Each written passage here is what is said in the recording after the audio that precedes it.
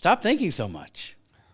Stop thinking so much and realizing that every single thing that's happening to you right now might be bad, might be good, but it just is. It doesn't have an opinion of you. It's just where you are right now. And the more I lean into this is where I am today, the happier I am. And that's what I said at the beginning of this podcast is what I'm trying to figure out is how to laugh more and worry less.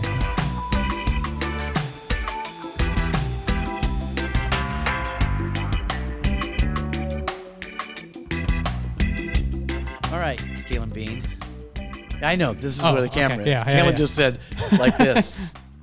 Like this is my first time. But hey, you guys. It's your boy Mark Wahlberg, Bonfire Talks podcast. It's a new year, 2024, and I don't have a guest. It's not that I haven't asked people to be on the show, and I have some good guests coming up soon. But I wanted to talk to you guys, just me and Caelan. Caelan has to be here because he's the producer, but I may talk to you. Now I'm on camera. Now you're First on time. camera. There you go. And you look really good. Thank you. A lot has changed in your life, actually. It has. That's right. I I had a good holiday. Yeah. Do I get the exclusive on this? Yes, absolutely. Have you already said it on another? Yeah, I've said it on Patreons. So You said it on your Patreon? I've said it on on my Patreon and another show's Patreon. So I'll just go fuck myself. well, they had to pay for that content. So on a free basis, I have not really talked about it. So here's your free exclusive. It's not very exclusive, but my boy Caelan has committed to marriage. Well, actually, he asked you. You proposed. I did, and she said yes. She said yes. And how did it go? It went very well. I mean, she said yes before I could even kind of get down on one knee. Which is nice. Yeah. Which is nice. Because you don't want to make that whole commitment and then be down there going, oh. I've seen that, by the way, on my show. Yeah, you've seen it a lot of that, huh? I've seen, I bought a ring and nah, dog. No. Not the most fun. It went very well. It was a very nice night, New Year's Eve. I love that. That makes New Year's Eve even more special every year. We didn't really have an anniversary, actually, because it was kind of... You've been together a long time. 5.5 years. Okay, so it's about goddamn time you asked. 2 kids. 2 kids. Yeah, okay. The order in which you do things is unique, but I'm actually not that unique, and it doesn't matter, but I'm really, really happy for you. Thank you. Appreciate it. Have you set a date? You going to do a whole thing? Or? We would like to, but, weddings are very expensive. And I said, we have 2 kids and live in Los Angeles. So listen, that's part of what I want to talk about today, because I really want to talk about the gap between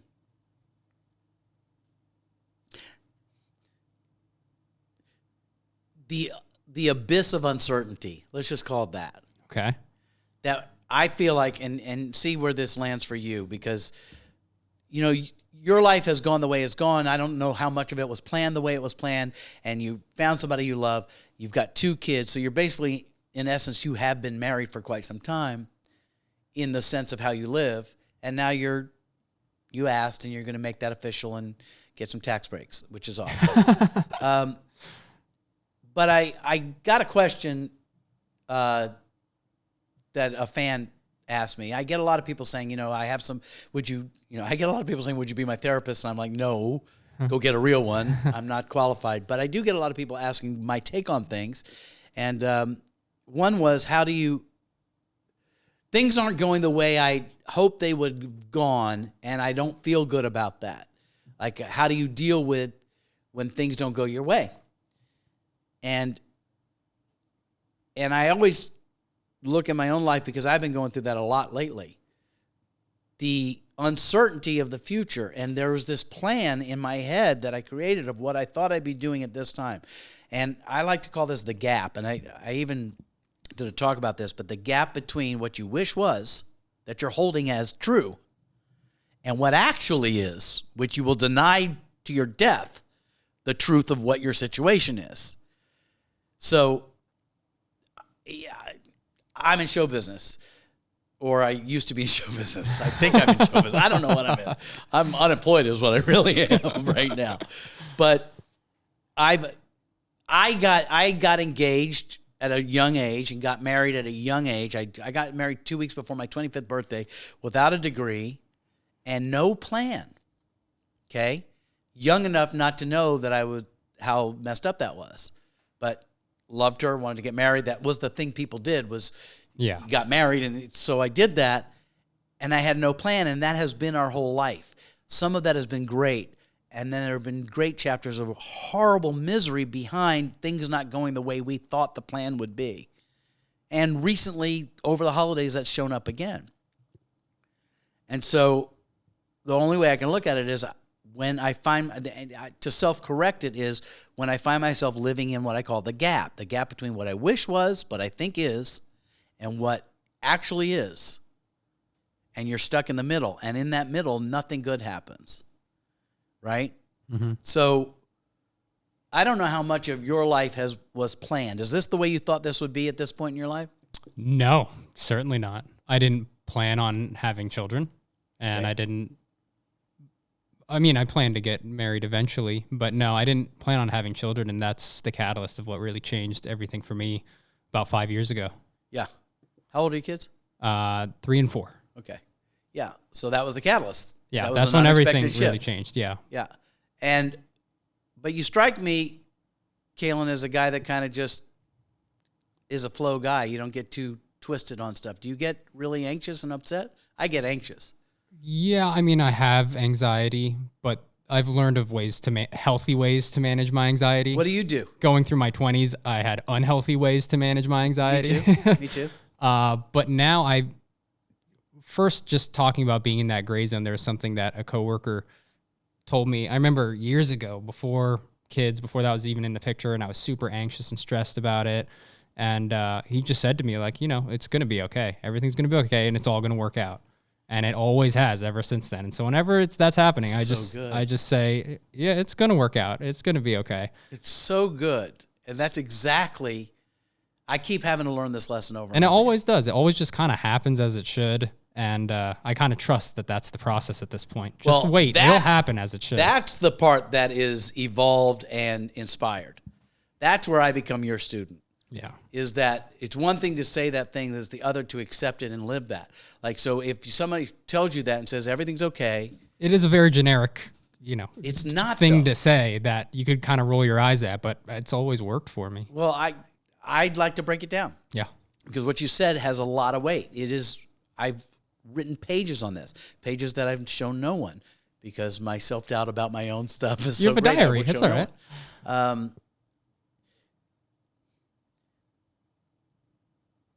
When people come to me and say things aren't working out and I'm fearful and I don't know how I'm going to pay my bills, I don't know what to do, blah, blah, blah, blah, I can say, first of all, I've spent more of my life in that place than not in that place. And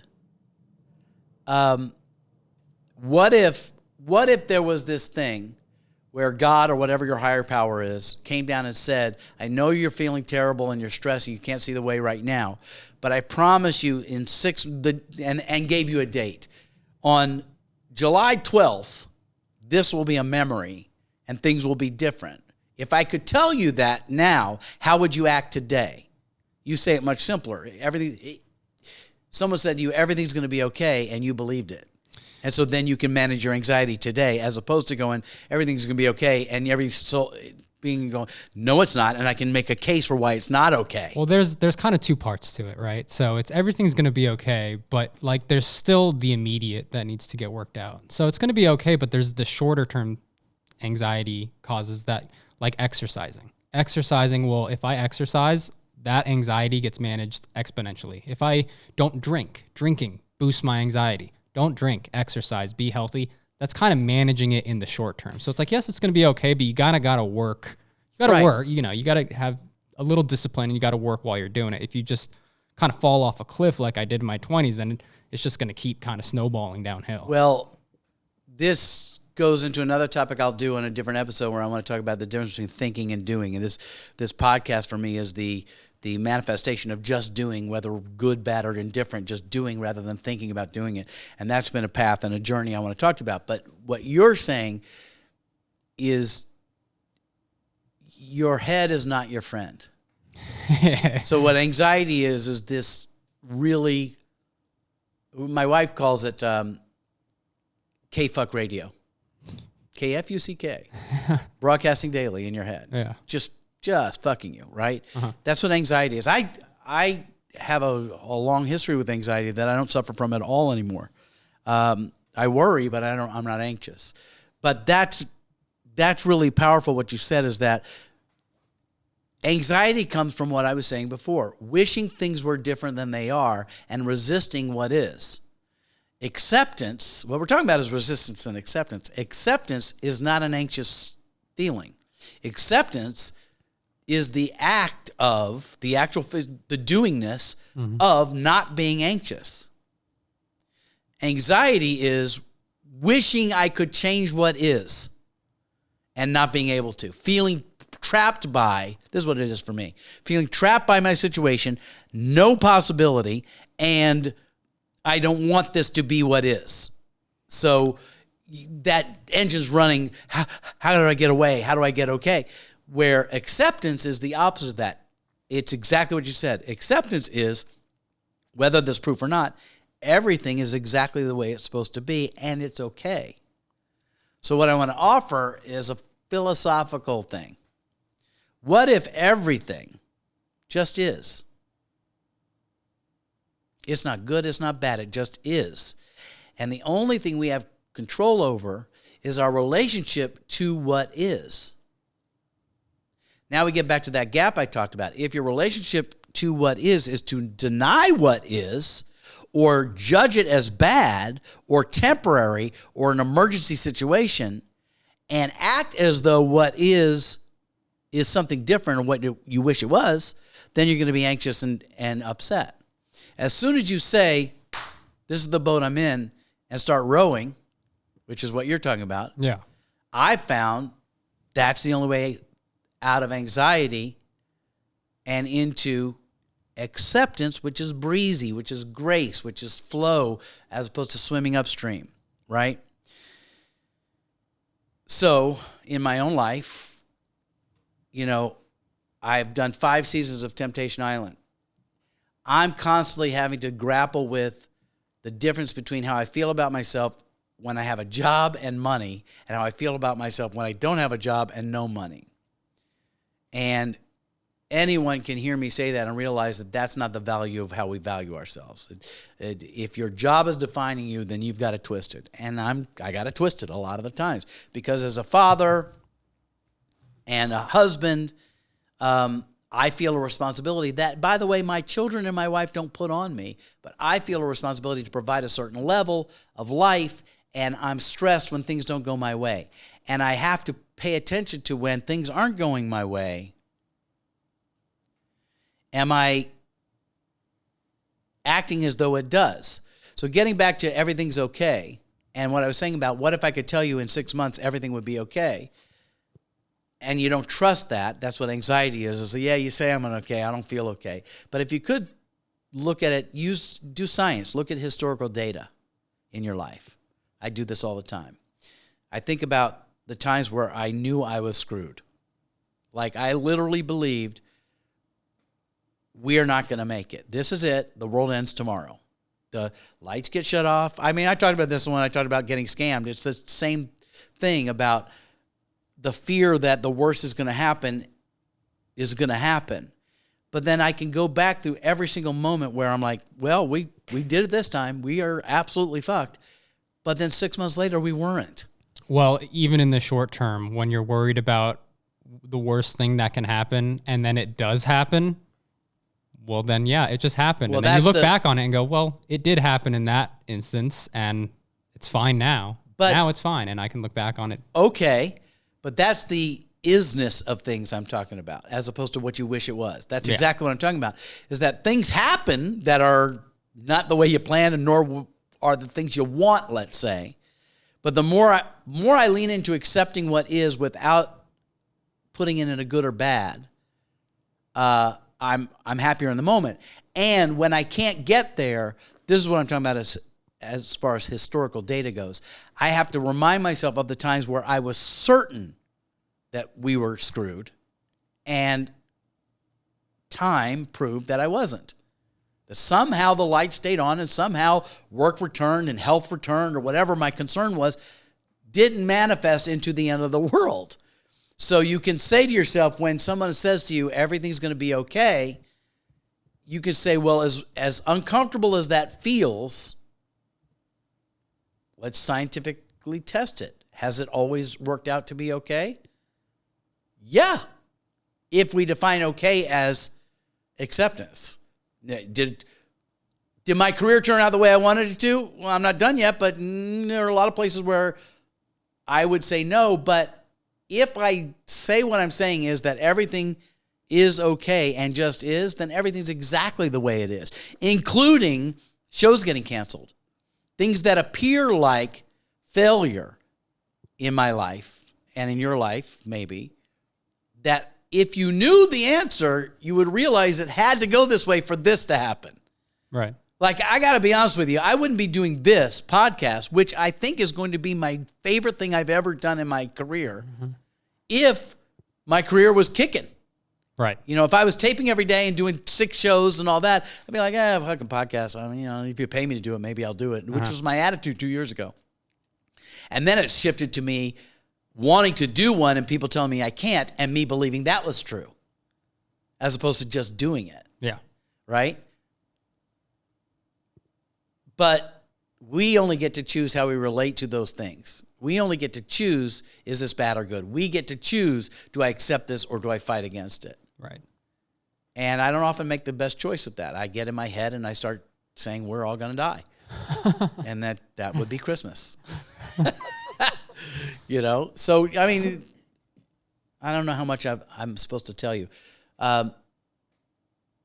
Temptation Island has been one of my gigs. I've been doing this for years. It's only one show that I've done in my life, and I have to remember that too. But it has been one of the most joyful experiences where this kind of conversation has shown up in I always say, the garden bed where nothing like this should have grown.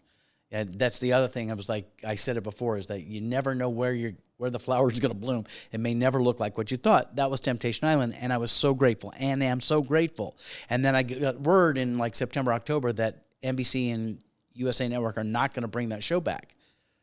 So I found myself having not worked in a year. This is the other thing you don't realize, is that you think when you're on TV that the whole world just sends you checks and free clothes and stuff. I haven't found that to be true. If you figured that out, let me know. But I have not found that to be true. So I taped season 5 of Temptation Island in October of 22. Mm-hmm. And now where are we? We're in 2024. Yeah. And so it's been cool, but your boys got to eat, right? So when the show wasn't coming back, gap between what I wish was and what is, I had it that I'd be back in Hawaii by November, and I'd be rich in January, and this is what Christmas will look like and everything. And that's not it. So I spent a little bit of time resisting what was. How can that be? And who can I blame? And what did I do? Is it my fault? And all this stuff. And then I had to sit with, okay, here we are again. This is familiar. I don't know what the fuck's going to happen next. The abyss of uncertainty. That cliff you jump off of. Well, I was going to say, because you've been in this spot before. You were there like 5 years ago. Yeah. Right. And then as soon as you accepted, all right, not doing it, not doing the show, that's when they called, and that's when they brought the show back. That's right. So you're just going right back to that same thing. Well, that's exactly it. When I said, I don't work in TV anymore. I have lots of jobs and I have lots of stuff and we make money, but it's not TV. So stop wishing it was this, because that's not where the gold is right now. And of course, that's where it shows up. Right. And it's happened again. It's happened again. And I really can't talk too much about it, but I just realized I'm on a podcast and I can talk about whatever I want. So I can't tell you too much about Temptation Island, but I will tell you that I don't think that's done. And I will tell you that in October, I went on the road to do Wheel of Fortune Live, which is a traveling, touring version of Wheel of Fortune game show, but it's not for TV. And it's one of my favorite jobs, even though it's low end of the earning scale, but the people I work with are great, and the experience is great. But I was on the road going, okay, I don't know what I'm going to do in January or for the rest of my life. Because I could start going in, well, that was my last hurrah, that's it. But out of nowhere, another show showed up in a place I didn't expect, that I shouldn't have been a part of. And I can't talk about yet because the ink's not dry on the deal, but it looks like I've got another TV show that I'll be doing. And it should be really fun. Maybe 2 shows, but that's a whole other story. But I lost a month of being a good dad and a good husband and a good person to myself by being trapped in that gap. Really dark, really sad, really resentful, really regretful, wanting to blame people, mostly myself. And it took me longer than I'm comfortable with to get myself right-sized, like you said so clearly. I used to be anxious until somebody said everything's going to be okay, and then I believed it. Mm-hmm. But when you end up being the guy who's saying to everybody everything's going to be okay, I find that I don't take my own advice as good as I give it. And I had some misery and some anxiety behind it. And then I had to get my shit together on it. And it was about this too. I had anxiety about how am I supposed to do this and compete with other people doing this, and who really gives a shit, and do I even give a shit? And the fact is I do. I do. And I'm really grateful for the people who've reached out, like the person who asked me this question, because this conversation turns me on. This conversation about, not about what I know that I can teach you, but what I'm still grappling with to learn, turns me on and is really fun. And if I take that gap of what I wish things were, that I wish it was paying me all this money, out of the equation and just say, what if that's not the worry? What if everything's okay? What would you want to do? And I'd want to sit right here talking to you, Caelan. Yeah. That's what I want to do. And ironically, those people who have jobs that I would covet, that they have a job that they're going to Monday through Friday, are probably saying what I really want to do is just sit and talk about life with people and not have to worry about bills. Yeah. So it's interesting to me how quickly we can know one thing, but we can self-sabotage. Sure. Why do we run to the dark sometimes, Caelan? Well, why is that the default? I don't know. I mean, it's just something that's in us, isn't it? That we always go back to. I think some of it we certainly in therapy will talk about what our parents did to us to make us do this, but then they were the children of somebody too, I think there's even something deeper beyond that. It's just kind of human nature at some point. I think it goes into what I've talked about before, that there's the innate aspect of the animalistic part of us is human nature, is to not die today, like we have to survive. So everything we do is motivated by this fear and aggression, fight or flight thing that is programmed into all beings so that they don't just die, right? And so for me, I have to make sure I'm not making myself bigger than the world. Like I think I'm controlling everything. And so then when things aren't going the way I want them to go, I think I created that. Mm-hmm. And then I beat myself up for having created this misery. Look what I've done to us again. As opposed to what I said earlier, things just are. Yeah. They're not good. And if they are just are, everything that happens could be for a reason. And everything that happens could end up being for your greater good or not, but you get to make that choice. And I'm constantly going, well, I just fucked this. We're all fucked. I did this again. And luckily I got a wife who's like, that's not true, and nobody's putting that on you, and get off the fucking couch, which is why we marry. Yeah. That's what I hope you have in this upcoming nuptials that, by the way, I'm happy to officiate. But I'm sure you have better offers. But I think it really comes down to that, man. It's like the only thing the thing that takes my anxiety away and gives me clarity, which I've been desperately searching for this whole holiday season. The holidays really get me. And this podcast and new things, like putting it out there to me makes me feel really naked and vulnerable and uncomfortable. Unless it's about you, and then I'm 100% there for you. Yeah. That's easier for me. But I think the lesson for me is stop thinking so much. Stop thinking so much, and realizing that every single thing that's happening to you right now might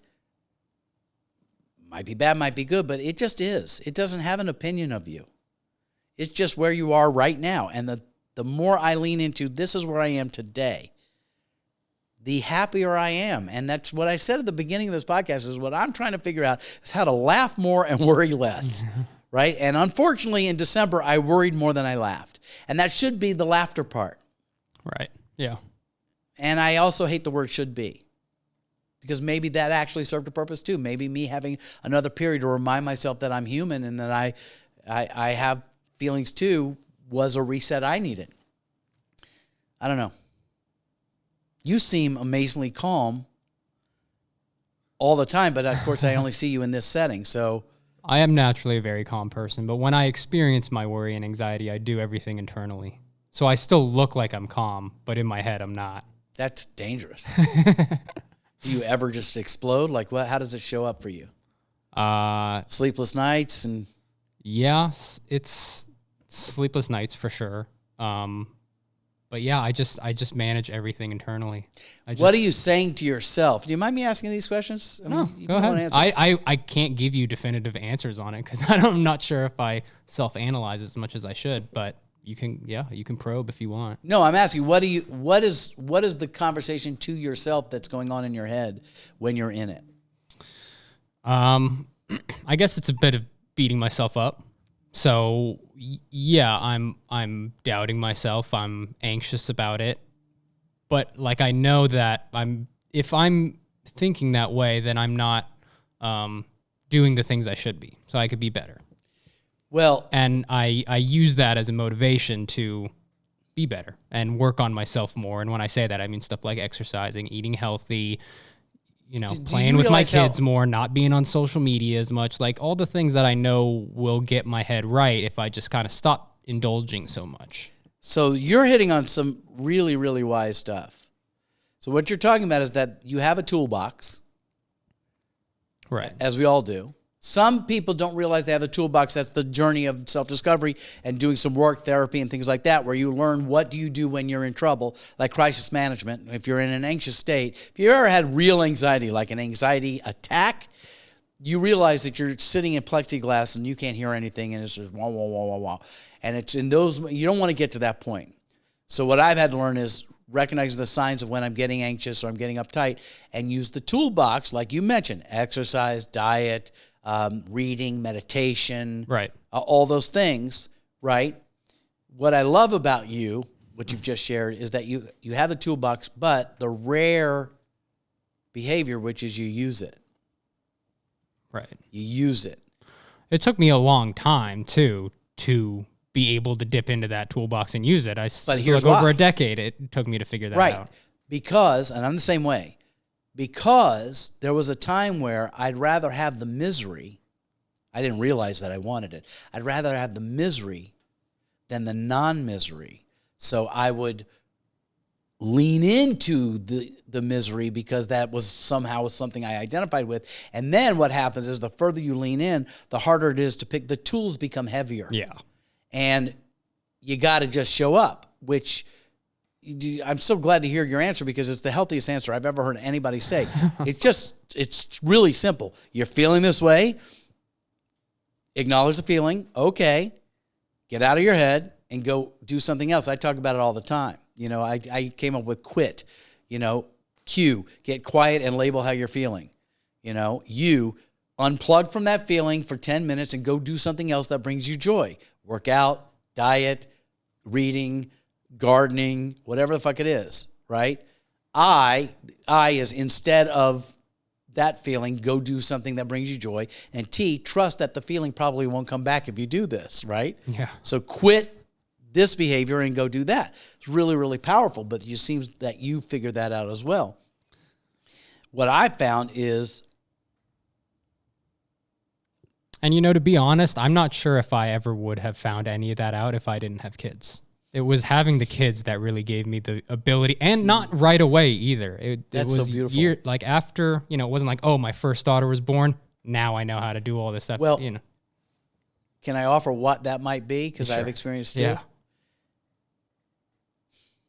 I'll just say for me what that was, same thing, is that when I'm in it, for me, I may not see me as valuable enough to save. But my love for those who depend on me is so great that I don't have the luxury of wallowing for too long. So having kids has me have to use the toolbox to get myself better, because when I look at my kids looking at me, I want them to see safety, security, all as well. So if I can't do it for me, I can do it for them. Yeah. And that's really what connection and relationship is about. That's why we need each other. That's why we don't do it by ourselves. I say this all the time about my wife. We lose our shit with each other. I am the person that drives her the craziest, like irritates her the most, and vice versa sometimes. But if she weren't around, I'd be dead in a month. I'd be laying on the couch with pizza crumbs and dirty clothes. Like I would have stopped. Because why? Because only until recently, when I've started to crunch that, hey, maybe I have some value. Maybe I get to love me a little bit. Maybe I get to put myself on the sheet, on the page as mattering. Up till this point in my life, while there are times where I can do that, if I can't put myself on the sheet, I can put her on the sheet. I can show up for her. Yeah. I can show up for them. And then that's enough to get me going, that then I can remember, wait, I matter as well. Right. It's not natural for me. I hate to share, but it's true. Me too. So that one argument for having kids is that they are a mirror into you, and you love them more than you love yourself. So it forces you to do the uncomfortable. Yeah, absolutely. Even if it takes a long time. That's the other thing. Some people go like, "Oh yeah, I had my child, and I instantly knew, and I instantly became this." And I was like, I kind of expected that too. And when it didn't happen instantly, I had to check work yourself on, picking that toolbox. But the other thing is, you didn't choose to have that kid to start. So I would imagine the birth of your child brought along with it a lot of emotion, including what have I done? It did, and on top of that, 6 days after my first daughter was born, I had a blood clot in my leg shoot to my lungs, and I had a pulmonary embolism. So my fiance was dealing with a 1-week-old baby, and I almost died. I almost died and was very ill in the hospital for a few days, and so that was quite a chaotic time too. And that's an example of things just being what is. And your choice is, this was a horrible chapter, or was it the greatest thing that could have happened to me right there? Again, it was that embolism that really first started that, all right, time to get a little healthier now, and time to start really paying attention. Gratitude. Yeah. Yeah. Amazing. Well, I'm glad we talked about this, Caelan, because it helps me. That's what this really is for me. I hate to tell you, but this is really, all of you, any of you who think that I have said anything wise, it's because I'm grappling every day with trying to laugh more and worry less. And I don't have it figured out. And when I think I have it figured out, which I have thought in the past few months that I had it figured out, something changes, and I immediately resist the change. I immediately go, I don't like it, and I want it to be different. Well, I don't get to choose that. So everything just is what it is. You get to say, if this is what it is, then it's for me, not against me. What if that's the case? And if you think about accepting exactly what is as opposed to wishing it was something else, you're going to have a lot more energy to do the toolbox that you need to do to get yourself back to feeling good. Because the problem is one begets the other. When you're feeling terrible, you don't have the energy to go do what you need to do to feel better. But acceptance is the first part of that. Caelan, congratulations on your engagement. Thank you. I can say unequivocally, even though we're beginning our relationship, that your two children are very lucky to have you. That the peace and calm that you have with me is fatherly, even though I'm 100 years older than you. And I'm really, really excited for you to make it official. Because what the fuck do? 5 years and two kids. Yeah. Come on. Hey, I'm excited for our journey. working together. Podcast. It's going to be fun. Oh, I thought you were saying you and your soon-to-be wife. Oh, You're yeah, talking that's about what. me? Yeah, You that's and what. me? Yeah, me and you. You excited Yeah. about our? Oh, yeah. Can we just have a moment? Yeah. That just made my day. We just had a moment. And thanks for being here, you guys. More to come. And know that I really, really appreciate you listening. See ya Wednesday.